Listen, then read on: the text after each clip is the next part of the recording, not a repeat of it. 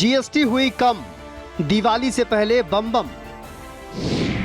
Budget घटा, बाजार उठा, लोगों को मिली राहत। कम जीएसटी, ज्यादा खरीद, जनता के लिए मुफीद। नई दिल्ली में वित्त मंत्री निर्मला सीतारमण की अध्यक्षता में 56वीं जीएसटी काउंसिल की बैठक आयोजित हुई। यह बैठक खास तौर पर त्योहारी सीजन से पहले आम जनता की जेब पर राहत पहुंचाने के उद्देश्य से बुलाई गई थी। बैठक में कई अहम फैसले लिए गए जिनका असर सीधे उपभोक्ताओं की रोजमर्रा की खरीदारी पर दिखाई देगा। जिसमें सबसे बड़ा फैसला ये रहा कि जीएसटी स्लैब को कम करके अब सिर्फ 2 स्लैब रहेंगे। पहला स्लैब 5% का और दूसरा स्लैब 18% का, जिससे आम उपभोक्ताओं को राहत मिलेगी। दूध, पनीर, कपड़े, जूते, चप्पल और छोटे इलेक्ट्रॉनिक उत्पादों पर जीएसटी कम कर दी गई है, जिससे त्योहारी सीजन में खरीदारी आसान होगी।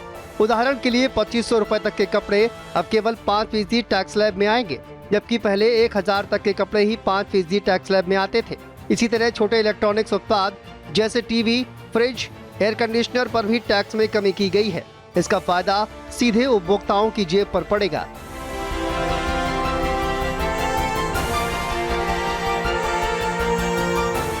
ऑटोमोबाइल सेक्टर में भी जीएसटी दरों में राहत दी गई है।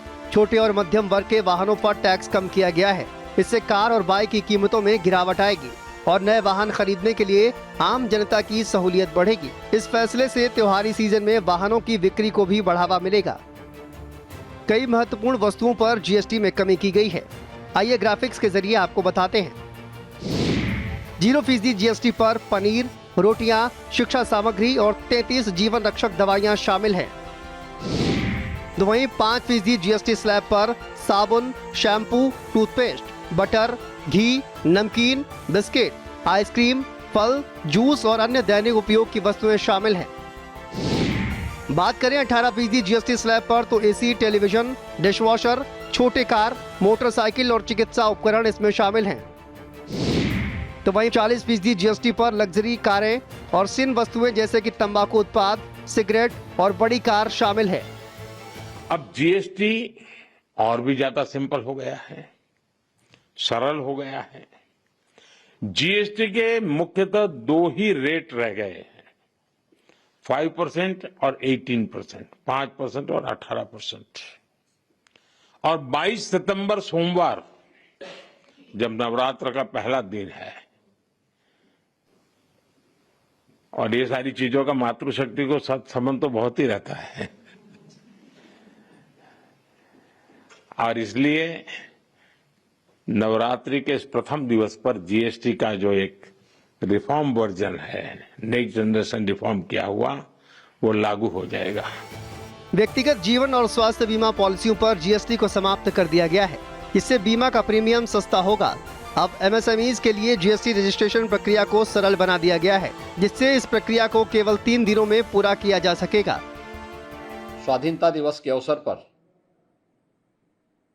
नेक्स्ट जनरेशन जीएसटी रिफॉर्म का जो संकल्प आदरणीय प्रधानमंत्री जी ने देशवासियों के सामने रखा था, आज वह धरातल पर उतरता हुआ दिखाई दे रहा है।